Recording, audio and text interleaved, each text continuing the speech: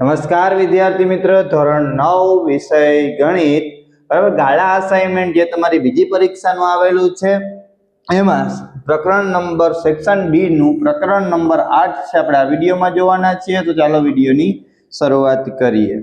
એમાં પહેલો દાખલો છે છોકરાઓ, રકમ વાંચો। અહીંયા શું આપેલું છે તો અહીંયા આપ્યું છે કે ત્રિકોણ ABC માં E અને F અનુક્રમે AB અને AC ના મધ્ય બિંદુ છે, તો સાબિત કરો કે EF સમાંતર શું છે તો કે B અને C। આપણે બે સમાંતર છે એવું સાબિત કરવાનું છે।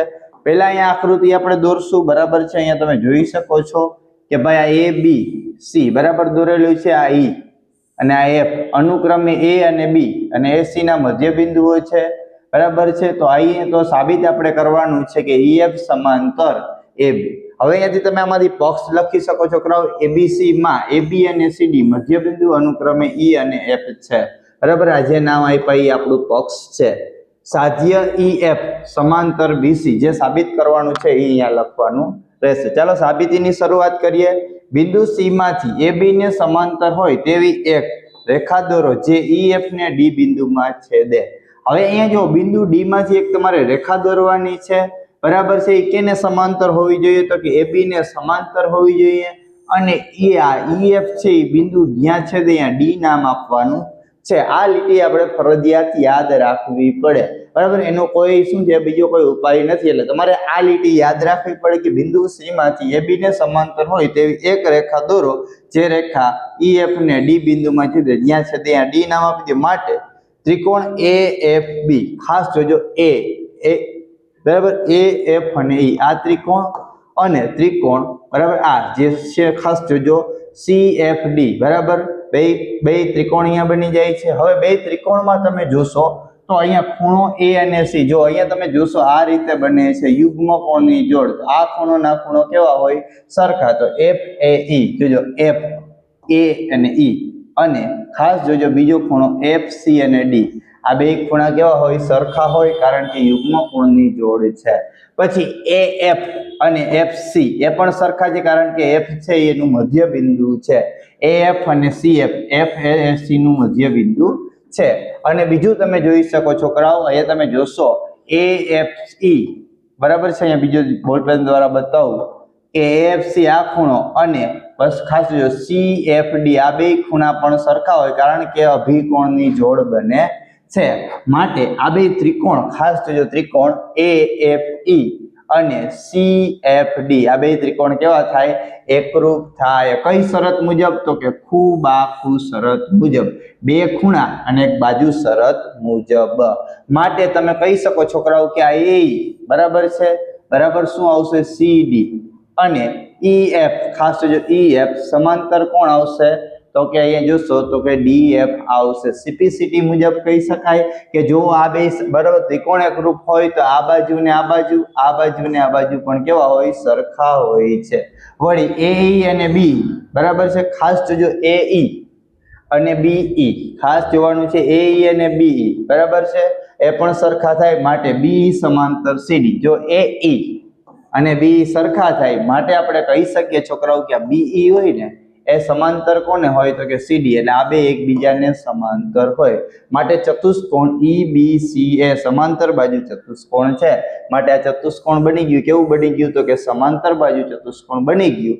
માટે આપણે કહી શકાય છોકરાઓ કે ED સમાંતર BC અને EF ખાસ જોજો EF સમાંતર કોણ આવશે તો કે BC પણ થાય। માટે આપણે જે સાબિત કરવાનું હતું છોકરાઓ એ અહીંયા સાબિત થઈ જાય છે કારણ કે આ બે રેખા એકબીજાને કેવી હોય સમાંતર થાય છે। સાવ શાંતિથી કરશો તો દાખલો સમજાઈ જશે બરાબર અને તમે શાંતિથી લખી શકશો। ચાલો એના પછી બીજું, સમાંતર બાજુ ચતુષ્કોણ ABCD માં AC વિકર્ણ છે। સાબિત કરો કે ત્રિકોણ ABC એકરૂપ CDA।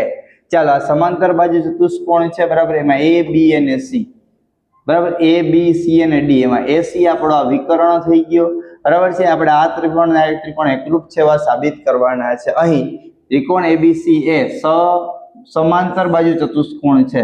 સબાચ એટલે શું થાય સમાંતર બાજુ ચતુષ્કોણ, અહીંયા ટૂંકમાં આપણે લખેલું છે। તથા AC એનો વિકર્ણ છે, આ AC શું છે એનો વિકર્ણ છોકરાઓ છે। હાલો હવે બે ત્રિકોણને એકરૂપ સાબિત કરવાના છે। તો ત્રિકોણ ABC અને CDA ABC આ ત્રિકોણ અને આ ત્રિકોણ તમારે અહીંયા દેખાય છે, બરાબર છે, એ પરથી તો જો AC બરાબર, અહીંયા તમે જોતા જાઓ, બીજા કલરથી બતાવીએ, ચાલો AC બરાબર AC શું આવશે તો કે સામાન્ય બાજુ. AB ખાસ જોજો, અહીંયા તમારે સાવ નિરાતે જોવાનું છે. AB સમાંતર CD કારણ કે સમાંતર બાજુ ચતુષ્કોણ છે, અને AD સમાંતર BC કારણ કે એ પણ સમાંતર બાજુ ચતુષ્કોણ છે.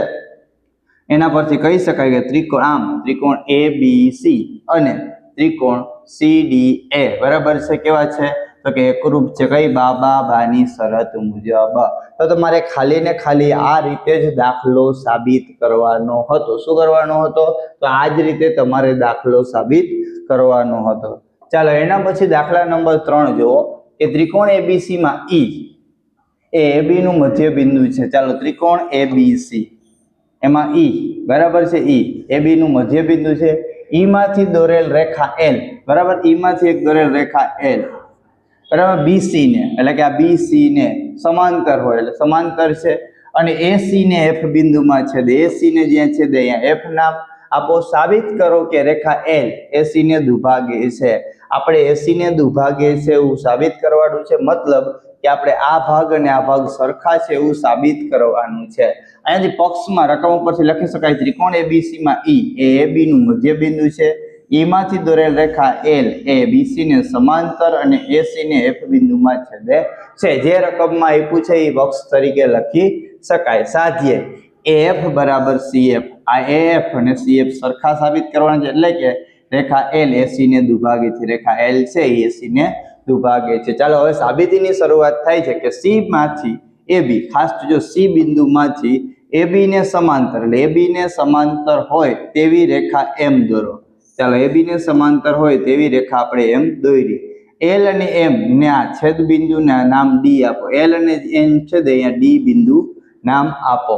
આ લીટી આપણે ફરજિયાત છોકરાઓ યાદ રાખવી પડે, બરાબર. અહીંયા તમે બીજું કોઈ રીતે કરી શકો નહીં. આ લીટી તમારે ફરજિયાત યાદ રાખવી પડે. પછી ચતુષ્કોણ EBCD ખાસ જો E B C અને D આ ચતુષ્કોણમાં BC બરાબર છે સમાંતર કોણ છે, ખાસ જો BC સમાંતર CD તથા EB ખાસ જો E અને B સમાંતર કોણ આવશે CD. અહીંયા BC સમાંતર છોકરાઓ શું આવશે તો E અને D આવશે. અહીંયા શું આવશે તો કે E અને D આવશે. અહીંયા સુધારી નાખજો BC સમાંતર ED તથા બરાબર અહીંયા જોજો EB સમાંતર CD હોવાથી ચતુષ્કોણ ABC સમાંતર બાજુ ચતુષ્કોણ થાય માટે EB ખાસ જો BE અને CD બે કેવા થાય સરખા થાય છે. અહીં EA ખાસ જો AB નું મધ્ય બિંદુ હોવાથી આ E છે AB નું મધ્ય બિંદુ હોય તો આ બે ભાગ સરખા હોય માટે EB અને EA બરાબર થાય.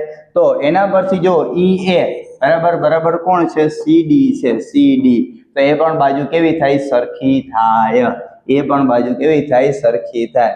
હવે તમે આ જોશો ત્રિકોણ AFE ખાસ જોજો.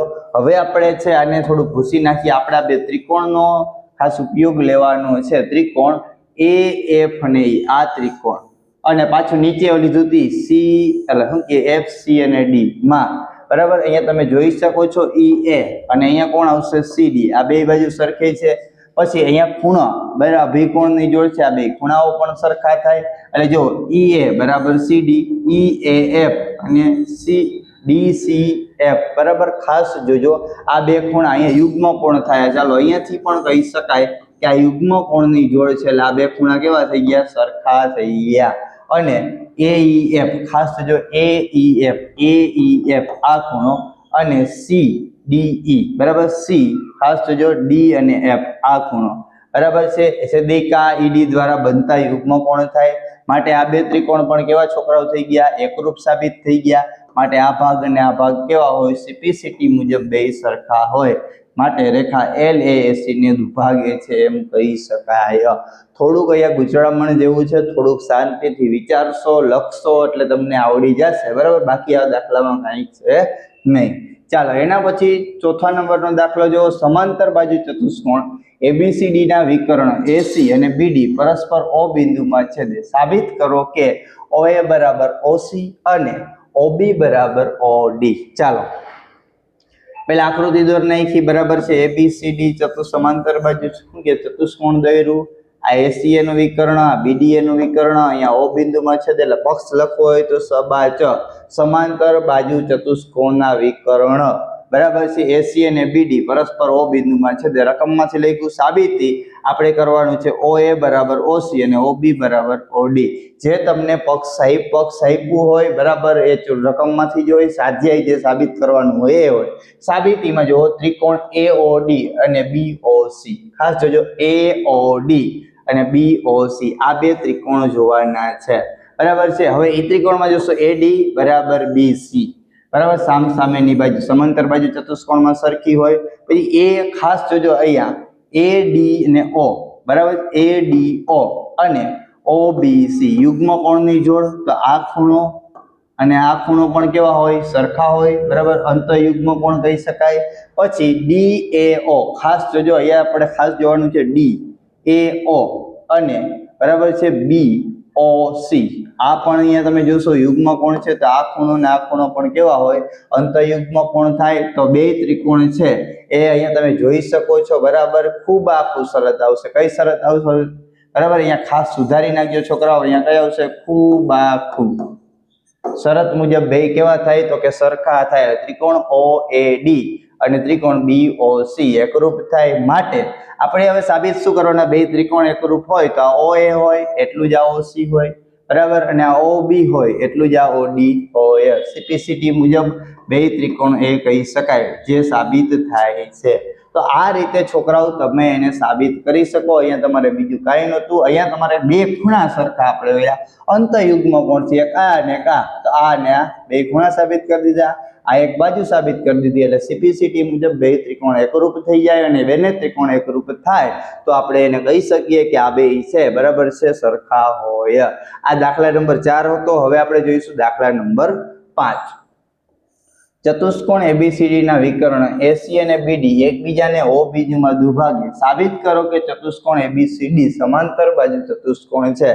આગળનો જે દાખલો હતો એ જ પણ અહીંયા થોડુંક ઉલટું, બરાબર. પહેલા આકૃતિ દોર નાખો. આ રીતે સમાંતર બાજુ ચતુષ્કોણ ABCD અને અહીંયા છેદે, અહીંયા O નામ આપી દો. પક્ષ OA બરાબર OB અને OB બરાબર OD, બરાબર. અહીંયા તમને આપેલું છે દુભાગે એટલે સરખા ભાગ કરે. એટલે OA બરાબર OC અને OB બરાબર OD અહીંયા લખી નાખ્યું. સ્વાધ્યાયમાં આપણે સાબિત કરવાનું છે કે ચતુષ્કોણ ABCD સમાંતર બાજુ ચતુષ્કોણ છે.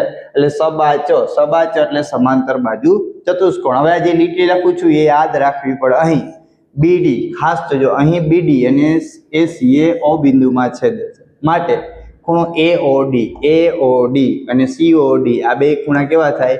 અભિકોણની જોડ થાય. બે ખૂણ કેવા હોય? સરખા હોય.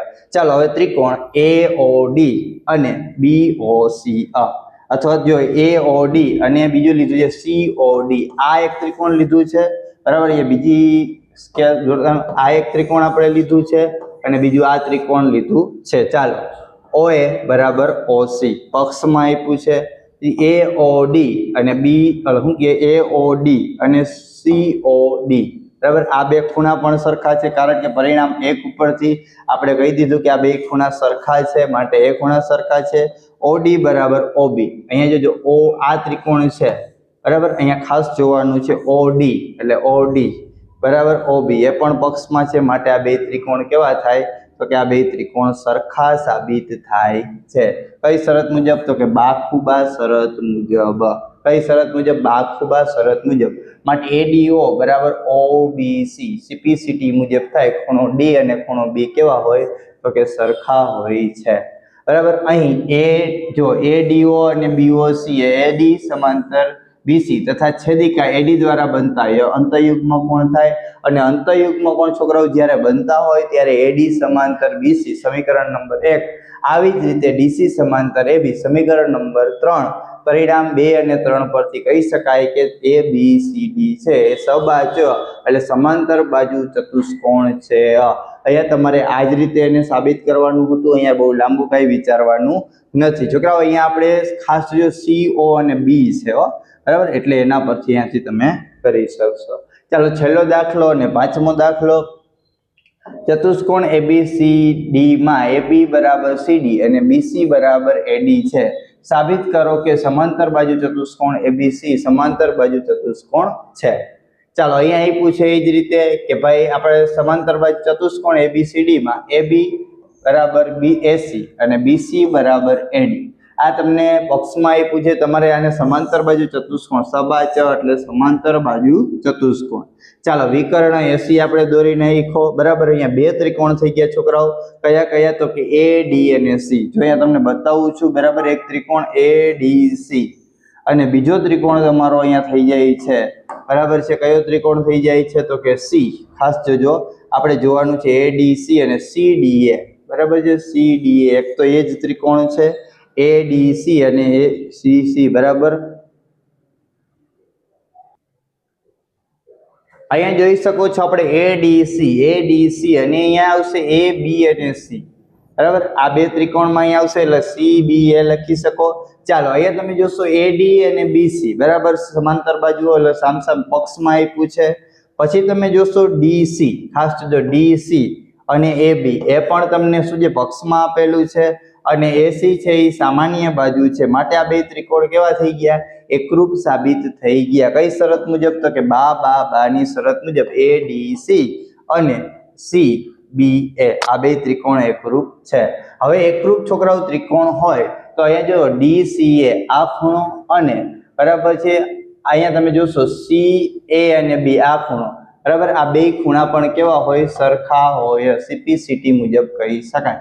અહીં બરાબર જુઓ DCA ખાસ જો DCA અને CAB બરાબર છે એ સરખા હોય યુગ્મ કોણ તો આ બે એકબીજાને કેવી થઈ જાય સમાંતર થઈ જાય. એટલે આ બે એકબીજાને સમાંતર થાય તેની છેદિકા AC દ્વારા બનતા યુગ્મ કોણ છે. માટે CD સમાંતર AB પરિણામ નંબર 1. તે જ રીતે AD સમાંતર BC. આમ પરિણામ 1 અને 2 પરથી કહી શકાય કે આ સમાંતર બાજુ ચતુષ્કોણ છે. શું કહી શકાય તો કે આ સમાંતર બાજુ ચતુષ્કોણ છે. અહીંયા છે એ તમારો દાખલા છે એ સંપૂર્ણ રીતે ચેપ્ટર નંબર 8 છે એનો વિભાગ D પૂર્ણ થાય છે. નેક્સ્ટ વિડીયોમાં આપણે બરાબર નવા ચેપ્ટર સાથે મળીશું. જો તમે અમારી સાથે વોટ્સઅપમાં જોડાવા માંગતા હો તો આપણા નંબર નોંધી લેજો 78 62 બરાબર 88 44 36. આના ઉપર હાઈનો મેસેજ કરી મોકલશો એટલે તમને ધોરણ 9 ના ફૂલ અસાઇનમેન્ટના બધા જ વિડીયોના સોલ્યુશન અહીંયાથી મળતા રહેશે. Thank you.